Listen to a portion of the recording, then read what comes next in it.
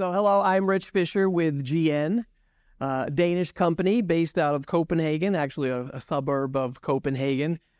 You may know us better as some of our hearing aid brands of Resound and Beltone and Jabra. But we're a 150-year-old company that has a history of, as it says succinctly here, bringing people closer. We didn't always have that slogan, but from the days we were laying cable from Europe to China, we've been using audio and bringing people closer through communications and connectivity. And I think that really kind of sets the stage of why something like Auracast and Bluetooth low energy audio is so important to us. And I joined this industry a little over 5 years ago, a pretty exciting time to join the industry, especially when it comes to things like we're here today talking about. And I want to, when I talk about the GN perspective of this and why it matters to us and why hopefully it matters to you, I want to rewind just a little bit and tell the story of why things today are a little bit different, and again, why it should matter to you. So a little bit about GN. So you may know us through our hearing aids. Again, the brands I said, Resound, Beltone, Jabra. But we actually have 3 divisions. And I'm going to talk about this because it's important later on to the story here. But we have an enterprise division, which many of you maybe have seen our Jabra brands through audio and visual video conferencing in your offices. We also have a gaming and audio division. So it's earbuds. And we also have these super cool headsets that go with some are gaming for gamers for gaming headsets. And then we have the hearing division. I bring this up because there's a breadth of products, many connected through audio, and more importantly, a breadth of research and development. And through that, this common connection and purpose of bringing people closer. And I'm going to drill down a little bit further into our hearing division. And again, important because we have a philosophy, it's called organic hearing. As the name would imply, we develop our hearing aids to emulate the way we hear naturally. This also then translates to how we design our hearing aids to fit comfortably, size, and more recently, well, at least within the last 10 to 15 years, to connect easily. So looking at we know that we connect with devices and people every day. So when we think about organic hearing, all of these things go into this commitment to making it a natural experience for people who are wearing our hearing aids. So I mention all this to get to, I mention all this to get to a point of how organic hearing has led us to some innovations. I'm not going to go through all of these. I'm going to focus in on a couple, though. And the first one is 2010, when we talk about 2.4 gigahertz and wireless connectivity. So if we remember back in the early 2000s when Bluetooth kind of burst onto the scene and we had wireless connectivity amongst a whole bunch of electronic devices, except for hearing aids. And as I understand it, talking to engineers and researchers in our company, there was a number of reasons for this. There was, well, maybe the power, it took too much power to run Bluetooth in hearing aids, or the antenna was too big to fit into, what people wanted for the size of hearing aids. So there was a few barriers in there, but in the same labs where we are testing Bluetooth in our audio earbuds, we are also testing our hearing aids. And so people got to talking and saying, hey, can we do this better? Can we bring Bluetooth into that? And lo and behold, in 2010, we did. And that really set off kind of a whole new revolution in connectivity in hearing aids. For the first time, you were able to stream wirelessly from your hearing aids into various devices, into connectivity. And so, and then for GN, that said, okay, connectivity, that's accessibility, and this is important. This is important for the people who are using our hearing aids. That led to, and this is before I was in the hearing aid industry, but certainly heard about it, that led to probably the watershed, I guess, of connectivity and hearing aids in 2014 with the Made for iPhone. I mean, that when Apple flexes and when Apple, does something, it gets publicity. And even not being part of this industry, I was reading about Made for iPhone connectivity with hearing aids, right? And in fact, not only was that garnering headlines, it was bringing more people into wearing a hearing aid. So we've heard about stigma and we've heard about all these things with hearing aids. I don't necessarily believe in all of those things, but it did bring people into trying hearing aids for the first time. Said, this is pretty cool. I can use hearing aids just like my earbuds. And I can talk to people on my phone. I can listen. I can stream music and audio. So a real watershed mark, a real revolution in hearing aids, right? Followed by Asha into the Android phones as well, too. So now we have, in essence, connectivity becoming a really important part of the hearing aid experience. But along with that, it also led to a very complex kind of environment for hearing aids. So this is a little bit of a little bit of an eye chart, as they say sometimes. But what happens, you look at going back even to the 30s with telecoil and with FM, there's been a number of different systems out there for hearing aids to connect with wirelessly. With the launch of the Made for iPhone and Asha, it's great, but it also had hearing aid manufacturers using their own proprietary protocols with Bluetooth designed to match up with their hearing aids. And as Chuck mentioned at the beginning of this presentation, the hearing aid industry realized this can't go on, that there needed to be one sort of a standard. And why? Because in a room like this, like Chuck said, depending on the hearing aid you had, depending on the phone you had, you could be listening to the same audio and getting very different experiences.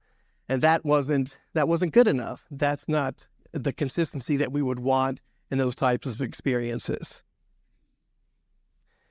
Why is that important, particularly for hearing aid users and for hearing care professionals? Because we have found, our research shows that we know that connectivity is important. In fact, behind hearing, speech, and noise and overall sound quality, connectivity is the third most desired attribute feature within hearing aids for people that are purchasing hearing aids today. Connectivity is accessibility. Connectivity gives you freedom to listen to all sorts of things, right? And so it became very, very important, to have connectivity. Now, unfortunately, with this myriad of different types of protocols and standards and some of the inconsistencies and frustration, who here has had some frustration having their hearing aids connect with their phones or anything? Anyone? Yeah, okay. So with that,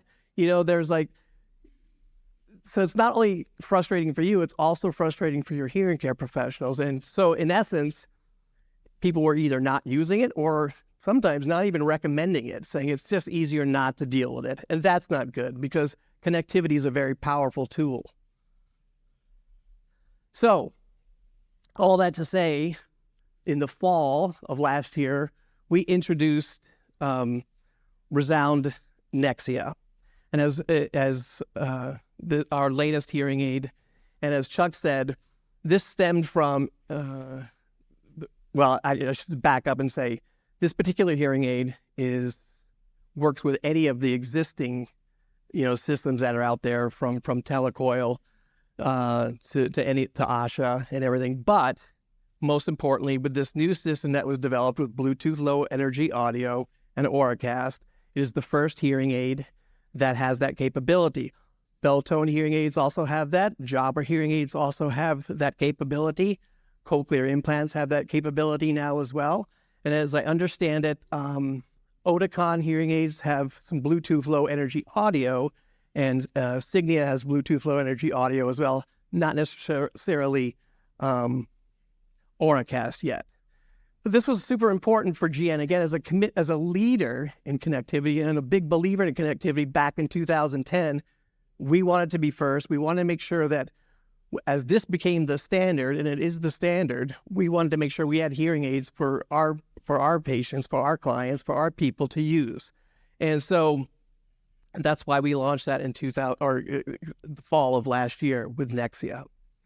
Along with that as well, too, there's a TV Streamer Plus. So we talk about transmitters. We heard heard those folks talking about the transmitters. We actually have our own little transmitter that you can put in your TV and use Bluetooth Low Energy Audio and Auracast. I want to take a moment and talk about Bluetooth Low Energy Audio as well, because I don't want to understate that if you don't understand the difference between that and the Bluetooth Classic. A lot of great advantages for hearing aid users. Number one, uses less power. Two, less latency. And I'll explain a little bit about that in a second. And, less latency. And then it also has great sound quality. So sounds better, faster. You're not going to get delay, and uses less power on your hearing aids. Pretty good deal from that. Bluetooth Low Energy Audio also allows you to connect to multiple devices at the same time. Also a pretty cool thing. And most importantly, as we're all here today talking about, enables Auracast. So it was a really important step, again, from a GN perspective, to make sure that we were, again, the first putting this type of technology into our hearing aids, taking that next leap with connectivity. And that is really, where we are today with Auracast. And so when we think about, you've seen the use cases, you've heard people talk about it. I won't go into all of that, but what I will say is, I don't know if you've listened to Andy Bellavia. He does a podcast called This Week in Hearing, and he brings up a really good analogy. I'm going to steal it with pride, and talk about why Auracast is going to be so much different. We've talked about the confusion or the inconsistency in the protocols that we've had previously, and why this is going to be so different, and why adoption is going to be, once we hit that critical tipping point, going to be so quick and so fast, and we're going to see it happen. He talks about accessibility, and he uses an analogy for ramps with those with mobility challenges.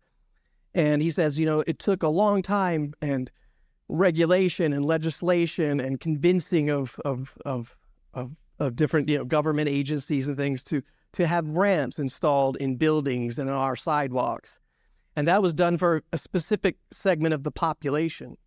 But what we learned over time was that a lot of us can benefit from those things, whether it be people with strollers or, rolling up packages into buildings. Ramps became something that we could all benefit. Auracast is the flip of that, right? There's a reason why when, yes, the hearing aid manufacturers went to Bluetooth SIG and said we need to do better, but it quickly became evident that this kind of technology, Auracast technology, could benefit everybody. And so because of that, we're going to see, from an accessibility standpoint, you don't have to convince, that this is just for the hearing loss community. This truly is for everybody. And so it's going to accelerate that kind of adoption. We talked about Google. Google's not going to put that on their maps if this is something that's not going to be happening and happening quickly, right? So we talk about the future, but the future really is now when it comes to Auracast. And clearly, and again, it was really pretty cool to see all the logos that you're putting up there. What's happening now? We're really proud to be the first company to really embrace this technology, make it available for everybody to use.